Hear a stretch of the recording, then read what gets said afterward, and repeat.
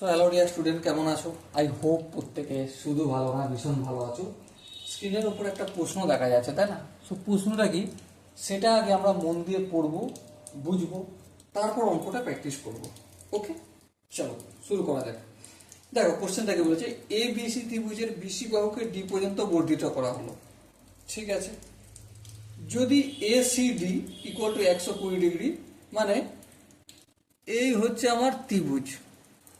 Okay, A B C, আর এই D পর্যন্ত বর্ধিত করলাম, সাপোজ এখান পর্যন্ত ডি। ঠিক আছে, এবারে এসিডি, এসিডি মানে এই কোণটা কত ডিগ্রি? 120 ডিগ্রি।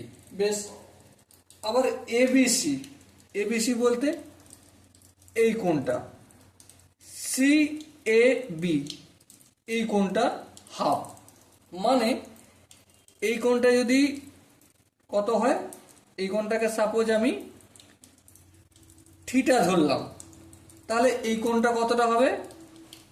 থিটা বাই 2 হবে। ওকে, বেশ, নো প্রবলেম। তবে এবিসি, এবিসি এর মান কত, মানে থিটা বাই 2 এর মানটা কত? তো চলো খুব সহজেই আমরা বের করতে আই হোপ পারবো। দেখো এই বিসিটা বর্ধিত করা হচ্ছে, মানে একটা সরলরেখায় যাচ্ছে। হ্যাঁ ঠিক, তাহলে একটা সরলরেখা কত ডিগ্রি হয়? 180 ডিগ্রি। তাহলে এই দিকটা রয়েছে, বহির অংশটা রয়েছে 120 ডিগ্রি, আর এই অংশটা কত? 60 ডিগ্রি হবে, তবেই তো 180টা পূরণ করবে, তাই না? আবার দেখো ত্রিভুজের তিনটে কোণের সমষ্টি কত ডিগ্রি জানি? 180 ডিগ্রি। তাহলে এটা আমার থিটা, এটা আমার হচ্ছে থিটা বাই 2, আর এটা হচ্ছে 60 ডিগ্রি, সমান কত হলো? 180 ডিগ্রি। বেশ, তাহলে theta plus theta by 2 equal to 180 degree minus 60 degree. বেশ, এবারে এই দুটো যদি ভগ্নাংশে যোগ করি কি হবে? 3 থিটা বাই 2 ইকুয়াল টু 180 থেকে যদি 60 ডিগ্রি বিয়োগ করি কি পাবো? 120 ডিগ্রি পাবো। সো এই তিনটা যদি সমানের অপোজিট দিকে পাঠাই, থিটা বাই 2টা রাখলাম, তাহলে 120 ডিগ্রি বাই 3, 120 ডিগ্রিকে যদি 3 দিয়ে ভাগ করি তাহলে কত হবে? 40 ডিগ্রি করে ভাগ হবে।